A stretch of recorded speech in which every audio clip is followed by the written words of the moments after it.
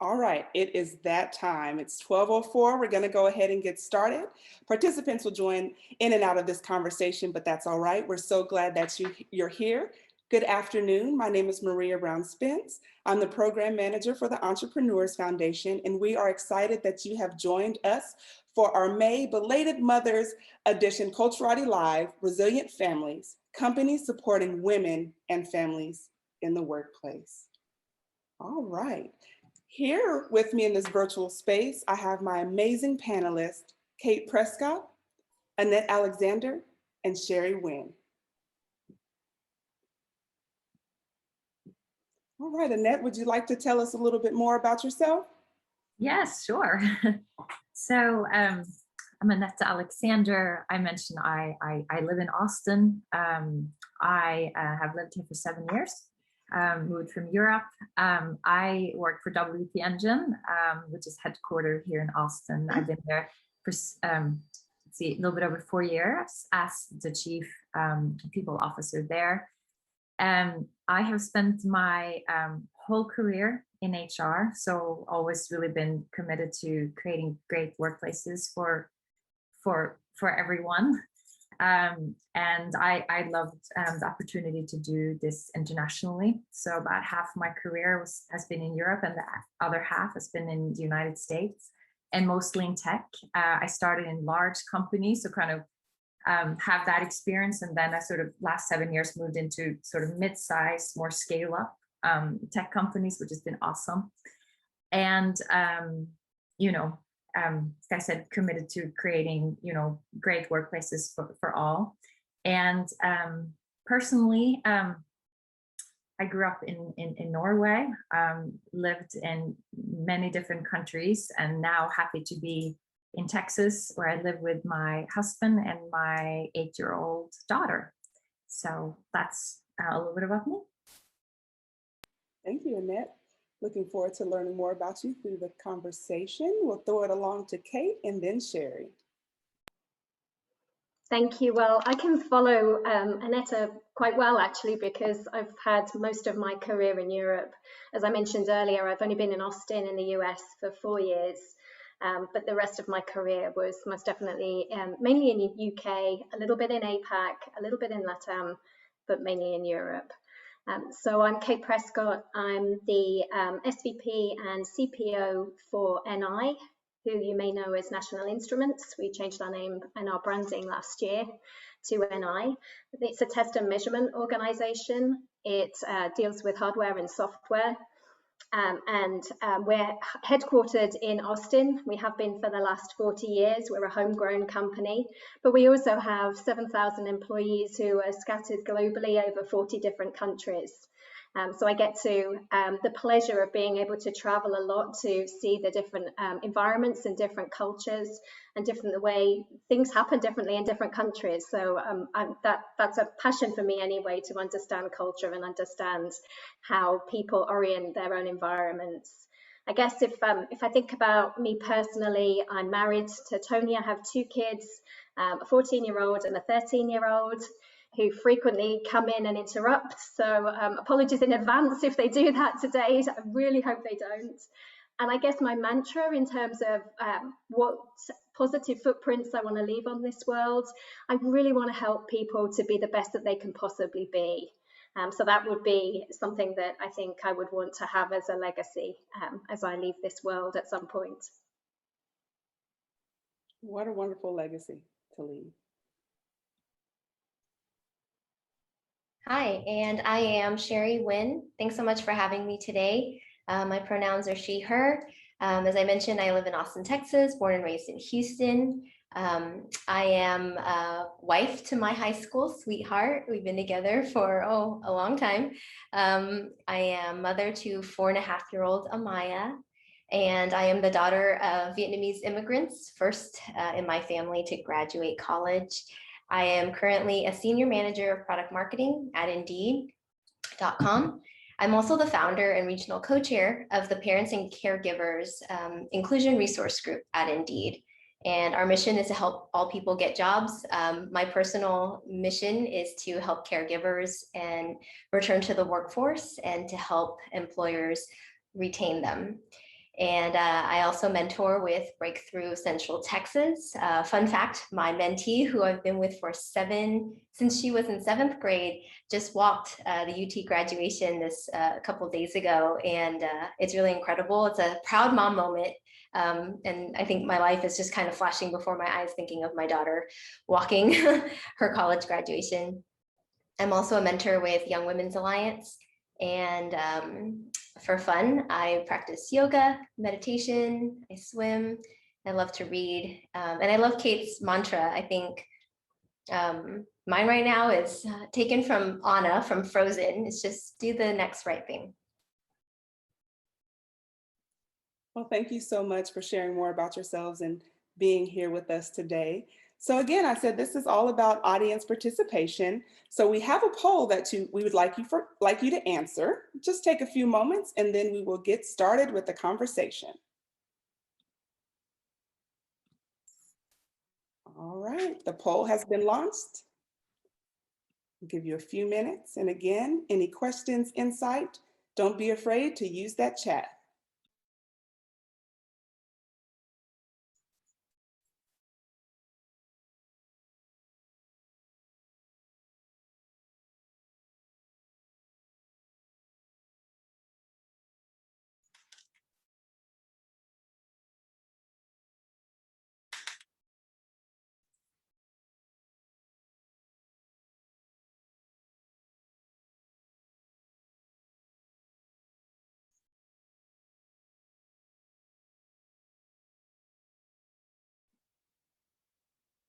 All right, so we're at 84% completion on that survey. So 2 of the questions were, is it acceptable for parents to hold a child on a Zoom call, or is it unprofessional? 88% said professional, 13% said unprofessional. Second question, is finding childcare a financial burden? 88% said yes, 13% said no. I'd like to hear from my panelists. Do you think that this poll would have had these same numbers pre-COVID, or do you think that people are more understanding with having children? Of course, you wouldn't have them come to the meeting, right? Or maybe you would. Do you think that these numbers have changed because of COVID? What are your thoughts? Yes, big time. Well, I don't know about the rest of you, but we didn't have as many Zoom calls before. And if there were, Zoom calls, I would say that you would not have very rarely would you have your children on the Zoom call because, you needed to kind of have care for your children. And now I think it's just part of the way we do business, and you encourage it because you get to know the whole person and their family. And it's a lovely distraction from being on Zoom 10 hours a day to see a child or hear a dog or, whatever it is, you get an insight into their family. So, I can only respond from our company, but I think that it would have been answered differently prior to COVID. I totally agree, Annette. I think what has been wonderful about this is the opportunity to see people in their homes and to see more of the whole person. So kids coming in, animals coming in, all sorts of things happening. And that's just made it more rich in terms of understanding and getting to know our employees, I think. So I've really enjoyed actually the opportunity to do this. We were very much a presenteeism company beforehand. We were all in the office. And it was very much about who you were in the office. And you can't just be who you are in the office when you're online with other things happening to you. So I think it's democratized to some degree the environment and has enabled people to have a level playing field and be more included as part of being online. Yeah, and I'll add to both of their points. I feel like parenting was very invisible before the pandemic, or it was easy to make it invisible. I wouldn't know if somebody was a parent unless they decided to bring a picture of their family and put it on their desk. And even so, I don't know if that was commonplace. I think the definition of professional and unprofessional has to be redefined, and I think it has been over the past year. And you know, we're in the midst of a, I would say, civil rights resurgence. And I think for some families, there's really no choice but to show up this way. And especially if you don't have support from any other person in the household to care for your children, this is your reality and this is what is. So I'm sure we'll get into talks around diversity and inclusion today, but if we want to support a more inclusive workforce, then to both Cate and Annette's point, we have to embrace people as they are. Now I'd like to switch the question up a little bit. Now, I know we're more compassionate about children, our family members joining us in the Zoom calls and spaces and things like that. What are your thoughts as people return to the workplace and might have to bring a child into a meeting in the office? Do you think that we'll see the same compassion from our supervisors, from our leadership, or do you think that it will go back to pre-COVID when that was an absolute no? I can speak on this from the perspective of Indeed. So I felt really lucky that we had this office that had like a game room space, kind of very typical tech company with like video games and pool table, and kids are always welcome in that space. We used to have high chairs in our dining space. And so we welcomed bringing families into all of those common areas. I've also seen coworkers watch kids while others are in a meeting or have to step away in the event somebody's staying home from school. So I hope that we see a lot more of that. Yeah, I agree. I think things will change. I think they have to change. I think we can't go back to our pre-COVID world because there's a different level of expectation now from our employees. And I think that's real and something that we have to respond to, both as employees ourselves and also as employers. I do think from an NI perspective, we've tried to work with people like the Thinkery who come in to run some of their summer camps at our facilities to help to enable access to childcare for our parents, excuse me, particularly during the summer holidays. And I think that's more that we're going to need to do to lean into some of those things. You know, it's funny because I don't think, you know, prior to COVID, we were used to seeing, you know, children on Zoom calls, just, you know, so that's a change. But I think we were used to seeing children in the office because when you didn't have childcare, it was always okay to bring children in, and everyone knew that. And it started with the CEO who would always bring her 2 daughters in when, you know, school was out or there was something going on, and we would always talk to them or, you know, help them out. And I would do the same. I bring my daughter in, and everyone would always, you know, help me out. And that was just a really fun way to get to know their families. Did everyone do that? And was it comfortable for absolutely everyone? I'm not sure. We never had a policy or never spoke openly about it. It was just sort of a thing that, you know, was okay to do. But I will say that, Sherrie, I like your, what you do at Indeed, that you have high chairs and you kind of, you know, are taking this to like the next level and really putting things in place that are really, you know, welcoming for the entire family, right? And having, you know, little signs like that in the office. So I took note of that idea. Yeah. Awesome. Mm-hmm. Yeah, same. I think signs and symbols in relation to what's acceptable and not acceptable are really important. And something like high chairs being part of the kind of restaurant or kind of casual area, I think makes a huge difference. That's a great sign and symbol. Congratulations Indeed for doing that. I think those are some great tips for employees that are watching from other companies, maybe something they can throw in the suggestion box as many of us return to work.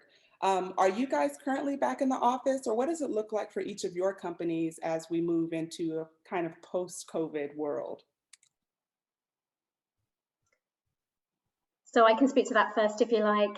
So I've had the pleasure, I'm not sure, of being the executive sponsor for our crisis team as we've looked to try and orient how we've handled COVID across the last 12 months. And it's been an interesting journey for sure in relation to what we've been trying to navigate. I think we've already said to our people that they don't have to come back until the end of September, because we're looking to make sure that summer holidays are covered. We don't know what's going on with childcare there. And then between September and December, they can have conversations with their managers to decide how they want to do that. And in the meantime, as we start to look at 2022 and beyond, we're doing something called Workplace for Everyone, which is a pilot program. And we're standing up different pilots across the organization to understand how to test and measure and experiment with different ways of working. So I'll give you an example. I'm currently on a WFE pilot myself as part of the executive leadership team. We're working from the office Mondays and Tuesdays, and then from home Wednesday, Thursday, Friday. And we're looking to figure out how we utilize our synchronous time during that Monday and Tuesday, and then our asynchronous time at the back end of the week. We've had feedback from our employees, some of which are desperate to stay remote, some of which like the idea of additional flexibility and want to make sure that they are able really to control their own environment and their own way of getting work done, which I think is probably where we need to lean into most. And then others that have really missed the workplace. And we've had critical workers on site throughout the whole of the last 12 months. Which, you know, we can't kind of forget. Those people have been kind of keeping everything going for us, particularly in our manufacturing environments. So we have knowledge workers, we have manufacturing workers trying to figure out what that looks like. The answer to us is that we don't know. And so that's why we're taking the time for the rest of this year to really pilot, to test, to measure, to check, to adjust. And then at the end of this year, we'll decide what our kind of stance is for the next year and beyond. But I do think it has to be really foundationally in the hybrid world. I don't think we're ever going to go back to a situation where everyone is always at the office, which is really where we came from. And I think that flexibility is really key to enabling women to come back into that workplace and to be able to orient the workplace in a different way that suits their needs better, rather than how perhaps we were set up previously. Yeah. You go ahead. Okay, thank you. For Indeed, we're not going back until September of this year, or that's the first that people will be required to go back into the office. We are rolling out something I think is interesting, and I'm not going to take credit for this because I'm the one here that's not in HR, but we're rolling out a new policy in which you opt in either to fully on-site, fully remote, or hybrid, and you opt in yearly like benefits, so you can choose what you want. We've changed it so that there's only, I think, 1% of roles at Indeed. It's a company of 10,000 people. 1% of roles are required to be in office. It's primarily office managers, IT managers, people who need to be on site to access the building. And then for everybody else, it's optional to pick a hybrid or flex policy or fully remote.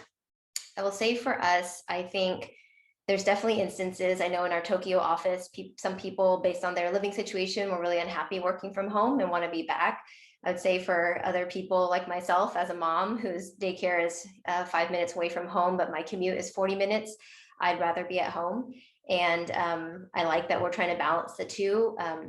I would say to the point Cate made, I think for me, I'd love to see us move to fully remote and figure out a way to do that with like maybe coming together at certain times of the year for all hands or team-wide or department-wide ad hoc meetings. I say that because in the former pre-COVID world, we have a lot of employees who are remote and are in different office locations since we have so many offices. And I found that whenever I took a remote stance in a meeting, like something was happening in San Francisco, I decided to stay here, I felt excluded. I felt like people had their backs to me or they were talking in the room or I couldn't hear as well. So I don't know how we manage hybrid. I think it's going to be really challenging. And I think that I love the test and pilot and measure idea because we're going to have to figure out, it's the tools, technology, but it's the culture of inclusivity. And I think it's going to take extra work and extra self-awareness to be able to meet in a hybrid way.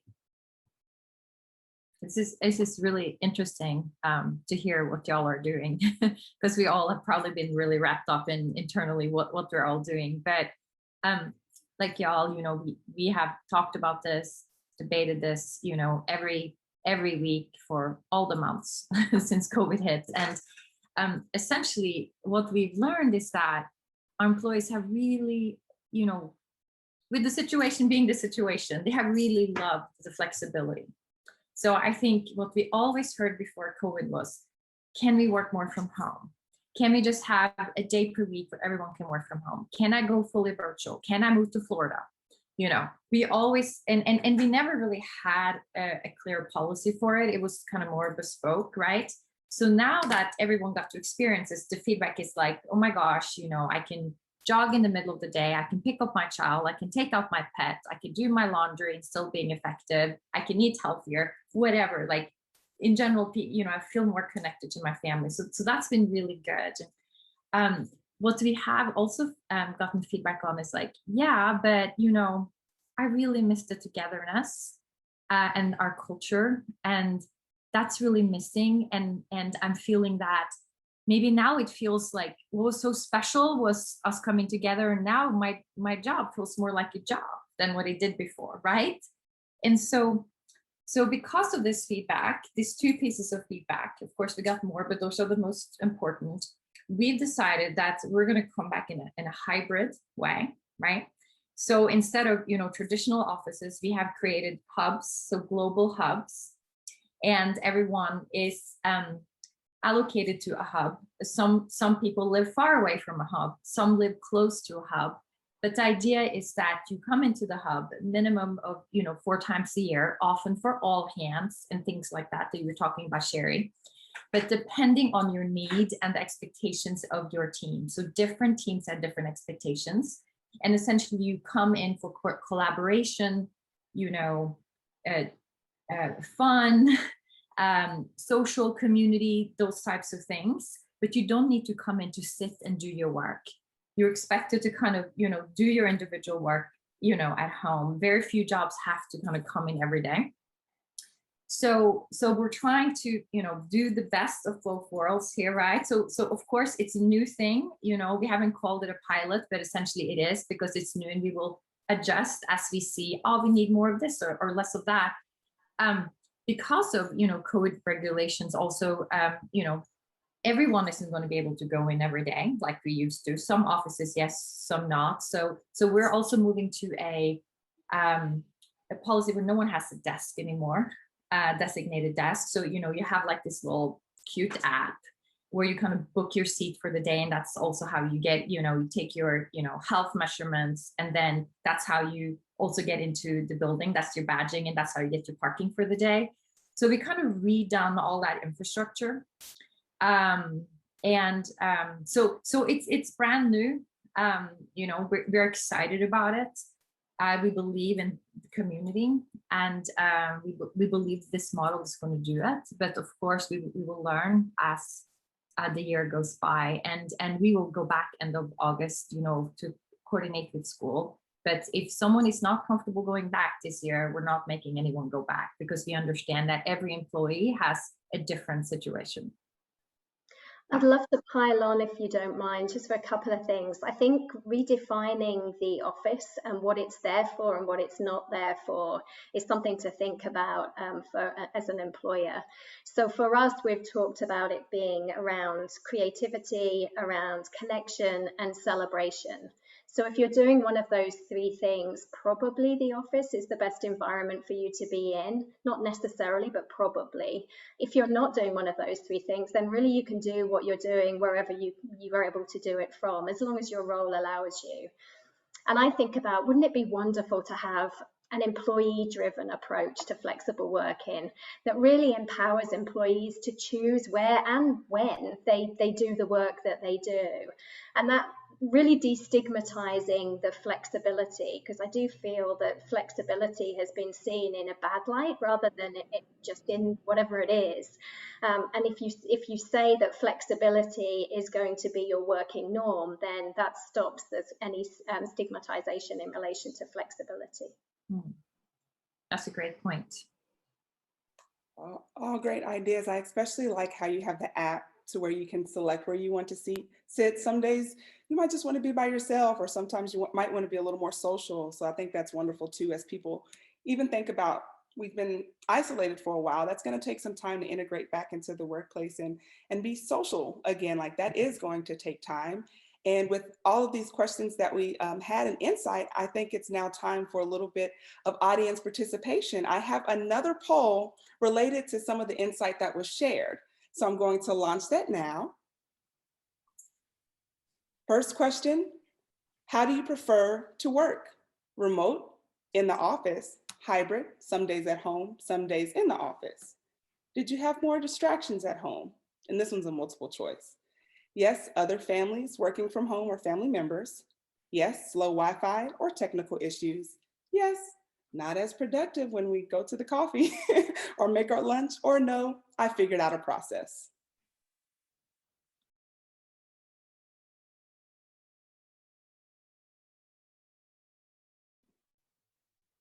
All right, votes are coming in. Let's see who will be a millionaire as we wait. Does anyone remember that TV show, Who Wants to Be a Millionaire? I never got a lot of the answers right. All right, so far we are trending, let's see, remote, 31%. Okay, someone's answering now, switched it around. Remote, 29%. In the office, 6%, one person. Hybrid, some days at home, some days at work, 65%. Did you have more distractions at home? Yes, 35%. Yes, slow Wi-Fi or technical issues, 6%. Yes, not as productive, 18%. No, I figured out a process, 29%. Yeah. How was that for you all? Is that pretty, which one was more on par for you all? I think for me, As with, yes I'm and sure no. everybody, we've been surveying our employees almost to death on this topic to try and figure out what preferences are and how we work towards those preferences. So those stats are incredibly similar to what we've seen in terms of how many want to have a working environment that's remote permanently. Ours was 31%. I think the survey was 29. And then hybrid scores pretty highly as well in relation to what people think would work well for them. So yeah, very on point with what I've seen from our employees at NI. Yes, likewise. I think there are very few people who, I think 10% or less, who actually want to go back, 8 to 5 in an office. Like, times have moved on. That it's not a thing anymore. Like no one is gonna want to do that. Yeah, and I actually changed my own vote based on what Annette said. I would love to do hybrid if it's a handful of times a year, or to Cate's point, if it's around connection, creativity, celebration, I'm going to take that with me. If those are the reasons, I'm all aboard for in office, but I think primarily remote for me. And in terms of navigating this new hybrid, fully remote work environment, what advice would you give to new, soon to be COVID? We're going to have this whole COVID generation of children, but soon to be parents. And I'd like to direct that to Sherrie first. With your organization, your ERG, maybe what you've seen throughout the pandemic, or what you're putting in place to help new parents either navigate back to the office or have a new environment at home. Yeah, that's a great question. We've seen a lot of COVID babies. It's a funny thing to say, but just, babies born in COVID is so interesting, but also so similar, because I feel like you tend to just isolate anyway to protect everybody. We have a 16-week parental leave policy, agnostic of gender, and we have a 4-week ramp up where you work part-time. So I guess all in all, 20 weeks total, if you look at it that way. And I think what I've seen is so interesting. I feel like the concept of being able to nurse while you're on a Zoom call and turn off your video, or if you're listening, I think that's really incredible. I ideally, I think of like the World Health Organization's guidance for 1 year, for mother and baby, or father and baby, or caregiver to bond and be able to help with early development. And in the US, we're far below that, way far below that. We don't even have a paid leave policy federally. But what I've seen is that with working from home, there's just more access to be able to feed, more access to maybe keep your child, options to keep your child out of childcare. I know my own daughter was sick for like a year and a half straight, which meant my husband and I were also getting sick and passing sickness back and forth, which means I wasn't productive at work. And so I think that having the flexibility to do what you need to do and to manage your caregiving situation, your feeding situation, I think is entirely helpful. So we've seen a lot more flexibility. We've been empowering parents to ease themselves back in and just to really set boundaries. And I think if you can avoid commute times, things like that, all of it really adds up. So we've been doing what we can to really support parents in that way and advocate for them. What about you, Cate or Annette? Anything else to add to that point of soon to be new COVID parents? Yeah, I mean, I think I compare my experience to having lived in Europe and having had my children in the UK. I had 9 months off with my first child and 10 months off with my second one. So to come to the US and to see how different it is, it was pretty shocking, to be perfectly honest. And I do think that as government hasn't stepped up, then employers have to step up to support working parents.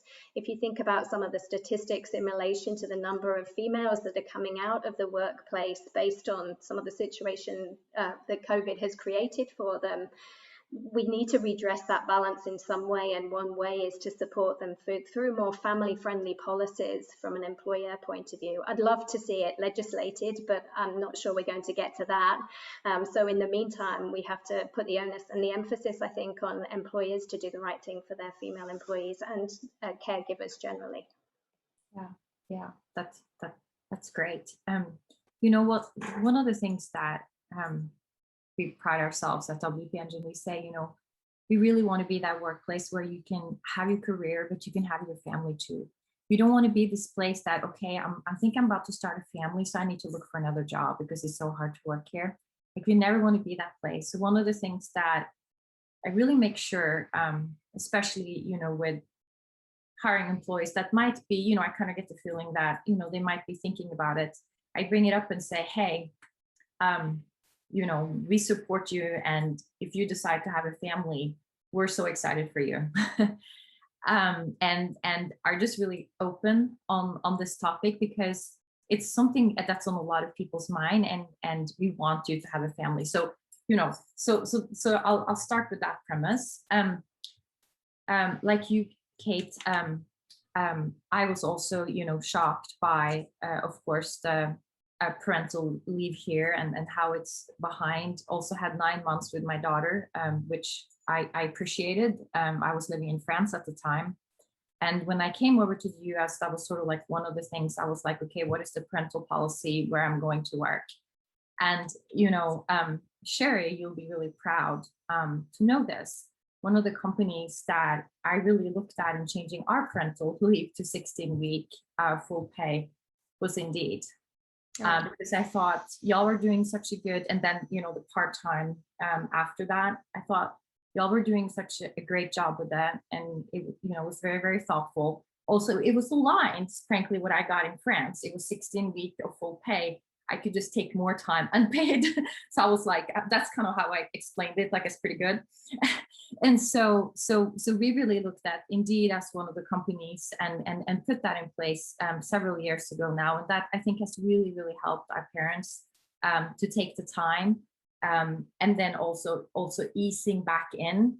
And then more than anything, understanding what each new parent's needs are and their family's needs are, and putting in, you know, bespoke solutions or helping them with what they need. I think that is the most important thing. Yes, the overall programs are, but then the next step is, how can we help you on your journey here at the company? How can we best support you? I think that line of communication is everything. Yeah. Oh, I love that. Thank you, Annette, for calling that out.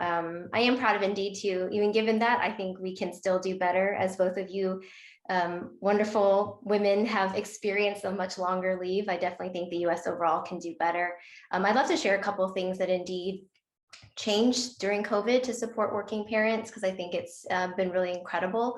This started before COVID, but we partner with Maven as one of our healthcare tech platforms, and they support parents from fertility all the way through returning to work with sleep coaching and lactation consultants and things like that. So Maven has been our go-to benefits, and we've rolled it out globally. It used to just be in the US, but rolled out globally over last year.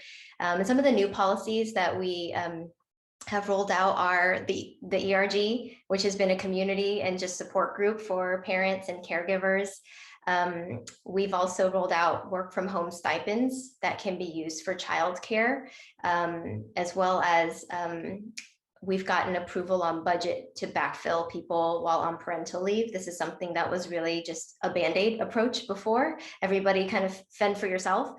And then we expanded our bereavement leave to include miscarriage and stillbirth, taking a playbook from the Prime Minister of New Zealand when this happened as well. We also added home birthing to our insurance coverage when people didn't feel comfortable going into the hospital to give birth. We've also added some mental health resources, support link through our employee assistance program. And for me, actually, Aetna covered therapy for free for an entire year. So that was great. We've also added U days, so 1 day off each month, just to kind of force people to take PTO, because we were seeing that people weren't. And last is just shifting this culture of flexibility with managers, as we've already talked about, seeing people on Zoom and knowing the struggle and the burnout, just having more conversations with managers about how to support employees.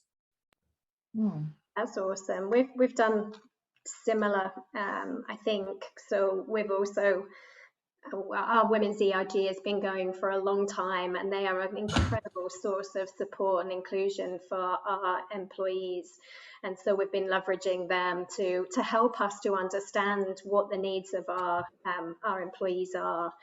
We've done some additional work with our EAP that also includes mental health, exactly the same as yourself, Sherrie, that was rolled out globally during the COVID time.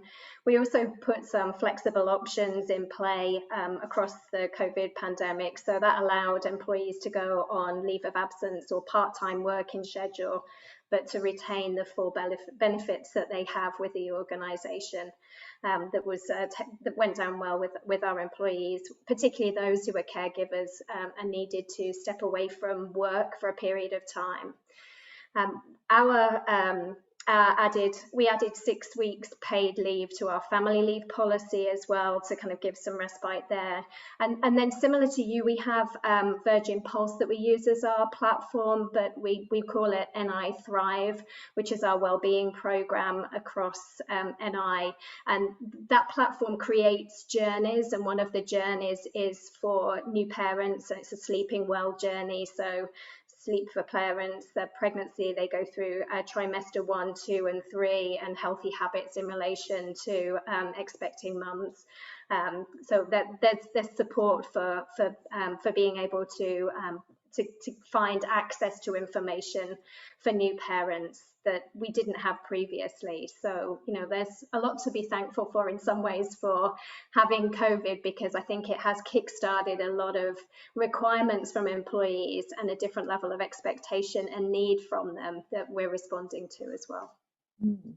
This is awesome. Everything both of your organizations are doing, and it feels like we all have a lot of overlap in how we're thinking about it, and how we're, you know, supporting our employees, and how we're supporting, you know, women and parents, and I think that's awesome. And I think we all have, you know, our wonderful ERGs in common as well. One of the things, y'all mentioned it, but I'm just going to take it a step further. It's important of rest and taking time off during COVID, right? So it seems like both of your organizations really, you know, encourage that. And we did too. You know, we kept saying, take time off, You need it, you deserve it. I know you're starting your days earlier, they're going longer, you're maybe teaching your children on Zoom, or you have distractions. It's tough, take time off. And then what we learned from our employees is that, yeah, I hear you, but the business doesn't slow down and I'm stressed. So we were like, all right, so how can we help that? So we started doing wellness days quarterly for the whole company, so no one works. And I know it's quarterly, it's not weekly, it's not monthly. You kind of like have a business to run too, so you got to have to balance it a little bit. But the feedback on that has been like amazing. And, one of the top things employees talk to me about are now, you're not going to stop those wellness days, are you? Because I never gotten better sort of rest and recharge for myself than those days. And then also what we try to do is to sometimes make them when like kids are in school, that is not always tied to a bank holiday weekend. So you get like a Monday off and maybe kids are in school or doing something else and you get like time to yourself, which is, rare for a lot of us here, right? And so I just wanted to share that because it's something that we did, and I underestimated how successful it was going to be, right? And we have open PTO, we encourage it, we do all of those things, but it's now I think, I can never take those away. We just have to keep going. So I just wanted to share that for anyone here on the call, that has been worth it. Yeah, I totally agree. We've done similar. So we've had days, and we've also tried weeks where our executive leadership team are basically not allowed to send any emails, so that they encourage people to switch off, because there's that always on thing that happens, particularly I think when you're at home, when you're trying to orient the work day, but also trying to have some balance in your life. And so the integration of work and life is definitely something that we've been thinking a lot about, but we love the kind of weekly holidays as well. The other thing that I've done, and I have to say I've stolen this with pride, so I can't take any credit for myself, but under my my signage strip, I work flexibly and sometimes send emails outside of typical working hours. Please don't feel that you need to read, acknowledge, or respond outside of hours that suit you, which is really just to try and signal to people that, it might be for me that I want to have dinner with my family, or I'm doing something with my kids from 4 till 6, and so I'm not working, but then I might kind of get back to my emails at 7 or 8 and I might send something out. But because of my position, I don't want people to feel, oh my gosh, I've got an email, I need to respond. So that was kind of deliberately put in to try and kind of make sure people feel okay about flexing their day in the way that they want to flex it and using the time that they want to use that works best for them. Oh, I like that. Do you feel that's worked really well? I've got some really, really good emails back from people saying, OMG, I really love that you're acknowledging the fact that working patterns are different for different people based on their individual circumstances. So all of our leadership team have put that underneath their signature strips now, just to encourage the fact that they don't expect people to be on all of the time and responding all the time to them. I love that. There's one other thing that I like to pick up on that you mentioned, which was like you said, you sort of encouraged, executives to, I don't know how you said it, like there's less email or, meetings or, like something like that. Like, yeah, basically to work asynchronously. Okay. So the reason I'm asking about that is we were looking at, are there other ways we can, give people more, time to work, have more flexibility, care for their families. And so we instituted meeting-free afternoons after lunch, Tuesdays and Thursdays, right? So whatever you need to, you have that time to work, care for others, whatever you need, right? But I found that it was tricky. It was tricky to adhere to it, to really, really make it stick. And so I was curious, like, how did you make it stick, advice for others? Because I think it's important to have these periods in our schedule. Yeah, I totally agree. we're we're trying hard to do in part of our WFE trials or our pilots, that kind of break between what work activity really is synchronous activity and what is asynchronous activity, so that we can be more prescriptive almost in terms of the work that really doesn't need to get done other than when you decide to do it. And that could be at any time, hence then the flexibility message. In terms of making sure that the executive leadership team have that asynchronous time, we've actually blocked weeks where they are either on holiday or working asynchronously, so that people know. And there's 2 weeks a year that we've used, so that people know that they can also take that time off, or they can have a quiet week where they can catch up with things because they know they're not going to get lots of different emails. But I agree with you, orienting that kind of synchronous versus asynchronous activity and trying to create spaces within the diary to enable those is difficult when you're trying to also make it consistent across a whole organization. We're still experimenting with it. I don't think for a second that we've cracked that nut yet. But if we do, I'll let you know. Yeah. I'd love to know if you crack it, because, you know, still trial and error, but it's so important to have this time. So I'm sure we will keep evolving it. Yeah. Thank you. This is what we wanted to have these conversations for, to get insight from others that can be used throughout many companies. But as we have a panel of amazing women, identifying as women, I'd like to go into a question that kind of alarmed me when I saw the statistic. Before 2020, research had consistently found that women and men leave their companies at comparable rates. However, due to the challenges created by the COVID-19 crisis, as many as 2 million women are considering leaving the workplace. If these women feel forced to leave the workplace, we'll end up with far fewer women in leadership, such as yourselves, and far fewer women on track to be future leaders. What are your thoughts when you hear that number? And I'd like to throw that over to Sherrie first. Yeah, thank you. I mean, this has been in all of the headlines, right? I think I see like 5 million women have exited the workforce. I know by count, 2.5 million women have left the workforce and want to return. And this is a huge focus for Indeed. And for me specifically, I kind of like to adjust the preamble a little bit. What I saw is, this is before COVID, is 43% of new mothers in STEM roles were leaving their job after their firstborn, and 23% of new fathers. And that working moms have been spending more time on caregiving today than stay-at-home moms in the 70s. So it leaves me to believe a lot of things, is that work is, was always incongruent with caregiving. The workplace was created by men for men, and we try to shoehorn a working mother into that paradigm, and it didn't really work. I think that there are a lot of things that have resulted from this, I think driven this, right? Like high earning moms lose 10% of their earnings with every kid, whereas fathers get a 6% bonus. And there have been studies that show that. I think when we look at the pay equity for mothers, it's 75 cents to the dollar for every white woman to white man. But if you break that down by Latinx, it's 46 cents to the dollar. Native American women or mothers, 50 cents, Black mothers, 52 cents. And so there's really a lot here, right? There's a lot to kind of unpack.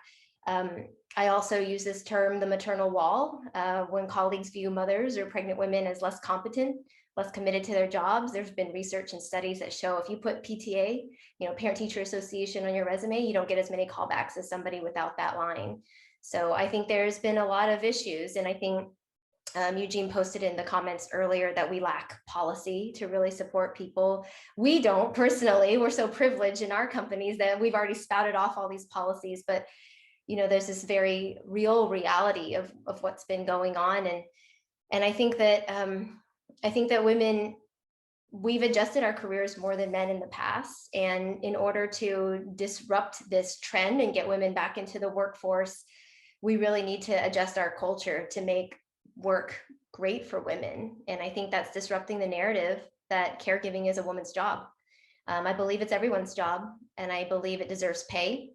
I think the reality is millennials are now caregivers more than ever due to COVID. And so if we expand outside of parenthood just to caregiving and how many people have gotten sick or passed away over the last year, millennials are burnt out because they're doing multiple jobs and caregiving is a job. We just don't view it that way in the US. So, we really need these policies like dependable childcare, safely reopening schools, gender pay equity, family leave, sick leave, access to healthcare, quality, dependable childcare. We also need, though, to invest in upskilling women and sponsoring them so that they can come back into roles that make sense. Because a lot of these women left, they were on the front lines. They were Black and brown women. They were exposed to COVID and they're not in the roles that we advocate for, right? So if we want to get these people jobs, how do we do that? We have to upskill them. We have to sponsor them into roles that traditionally they may have been kept out of. And I think there's just a lot of systemic issues that we really need to take a look at ourselves and examine our own bias in order to make things more equitable. I mean, listening to some of those stats, it's horrific, right, where we are right now. But I would say that maybe the very thing that's taking people out of the women out of the workplace today could be the opportunity for us to reinvent work for women going forward. So I do think this is a pivotal moment that we need to grab hold of as employers and as a country and as a government to enable our women to be in the workplace in a way that enables them to have both things. There's a lot of movement from work-life balance to work-life integration to work-life harmonization, where work becomes part of life, life becomes part of work. And I think as we've tried to split those two things artificially and balance those two, we've never been able to do it. So I think we have to think completely differently about work for the future and what that actually means and how we can actually make it more employee-centric for work activity to get done in the context of flexibility that enables people to achieve what they want to, both from a career and from a personal perspective. I'd like to just add, one thing that might sound really, really simplistic, but what I think is really important is the role a manager plays in everyone's life, right?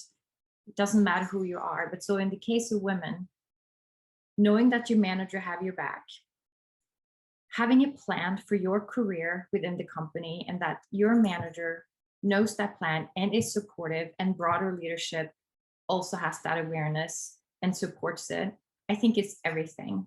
And then understanding the person's full life, and where they need flexibility and where we need to shift our thinking and not being rigid about it, and talking about that and remove barriers and maybe reprioritize things to be able to get more females in leadership roles. We can't just do things the traditional way, but we have to have the sponsorship of all managers, and it's the most important job of one of the most important job of every manager. And I think we've failed women there, and I think that is a big opportunity to step up, and it's an easy one. We can have all the policies in the world, but if your manager doesn't have your back and doesn't really care about your career, it doesn't matter, right? So I just wanted to say that because it's kind of back to the basics a little bit. Annette, I think you're absolutely right. And Helena asked a question in the chat about what can we do to get people to adopt the policies? It's not the policies. Like, it's a huge myth that we don't have the policies. Sure. And it's culture, right? It's culture. And in Japan, where there is this narrative of like the Japanese businessman, there was an initiative by the government to try to get them to take paid parental leave. But in order to do that, there was a whole cultural issue where men are seen as workers, men are seen as breadwinners, right? And women were home. And so they were incentivizing and coaching and normalizing taking that leave. So I think that Annette is right. We have to do that as a manager level. You're the one that we look to show how we should operate in the workforce. But I think she's right too, that there's not enough support and representation at that level, which means if we look at our most junior workers, we need to equip them and upskill them and sponsor them to be first-time managers. And I think one of the biggest problems in tech is that we promote people based on subject matter expertise and not enough on emotional intelligence. And those are very two different skill sets. So what I say is put moms in management roles. Who else is kind and empathetic and compassionate and able to get shit done? It's moms. So that is so Absolutely agree. Oh my goodness. Well, as we are running out of time, I knew this would be an insightful conversation. You all are amazing women taking charge in your companies and just in the community in general. Thank you so much for providing this insight. I wish that we had more time, but we will share this recording in an after event email. We will also share feedback and insight in our Culturati magazine. So if you have not subscribed, please do so. You can find us on social media, Entrepreneurs Foundation or Culturati Summit. If you have any additional questions, feedback, or insight, please send us an email. You can find our information on your Eventbrite registration, and make sure that you connect with our wonderful panelists on LinkedIn. And again, all of this information will be shared in the after event recap. And I know you're probably tired of surveys at this point, but when you receive that after event recap, there will be a survey which helps us get insight on what discussions you would like to have and how insightful this one was for you. So again, thank you so much for joining us this Wednesday afternoon. To our wonderful panelists, again, thank you for your insight and time. And we look forward to our next Culturati Live taking place in June, so stay tuned.